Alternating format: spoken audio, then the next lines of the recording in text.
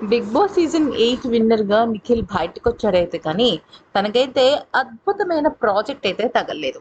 అయితే చిన్ని సీరియల్‌లోకి ఎంట్రీ ఇచ్చిన తర్వాత ఖచ్చితంగా తన ఎంట్రీ అనేది కన్ఫర్మ్‌గా, కంటిన్యూయస్‌గా ఉంటుందనుకున్నారు. కానీ మధ్యలోనే తన పాత్ర ముగిసిపోవడంతో ఇక అందరూ డీలా పడ్డారు. అయితే ఇక ఇప్పుడు సత్యం బాబు చనిపోవడంతో నిఖిల్ ఎంట్రీ కన్ఫర్మ్ అయిపోయింది.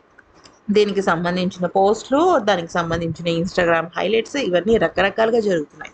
అయితే కావ్య, నిఖిల్ అంతకు మునుపు కేవలం ఒక శత్రువుల్లా ఉండేవారు. కానీ ఇప్పుడు ఈ సీరియల్‌లో అంటే నిఖిల్ సెకండ్ ఇన్నింగ్స్‌లో వీళ్ళిద్దరూ కూడా చాలా అంటే చాలా ఫ్రెండ్లీగా ఉండబోతున్నారు. ఎందుకనంటే అటు నిఖిల్, ఇటు కావేరి ఇద్దరు కూడా బాలరాజుని ఎలాగా ఈ కేస్ నుంచి బయటకి తెప్పించాలి అనే ప్రధాన ఉద్దేశంతో సీరియల్‌లో పనిచేస్తారు.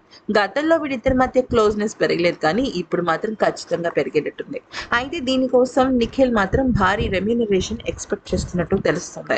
అయితే నిఖిల్ మరొక కోరిక కూడా కోరాడు. అదేంటి అంటే టెంపరరీగా క్యారెక్టర్ కాకుండా పర్మనెంట్ క్యారెక్టర్ దీనిలో ఇచ్చేటట్టయితేనే నేను ఎంట్రీ ఇస్తాను అంటూ చెప్పాడు. అంటే ఇప్పుడు నిఖిల్‌కి సంబంధించి కూడా ఒక స్టోరీ అనేది ఈ సీరియల్‌లో ఖచ్చితంగా నడవబోతోందని మనం అర్థం చేసుకోవాలి. గతంలో తను ఒక గెస్ట్ అపియరెన్స్ లాగా ఇలా వచ్చి కొన్ని నెలల పాటు పనిచేసి అలా వెళ్ళిపోయాడు. కానీ ఈసారి అలా కాకుండా పర్మనెంట్‌గా ఉండేటట్టుగానే తన క్యారెక్టర్‌ని డైరెక్టర్స్ డిజైన్స్ చేసినట్టు తెలుస్తుంది. మరి ఈ వీడియో నచ్చితే లైక్, షేర్ అండ్ సబ్స్క్రైబ్.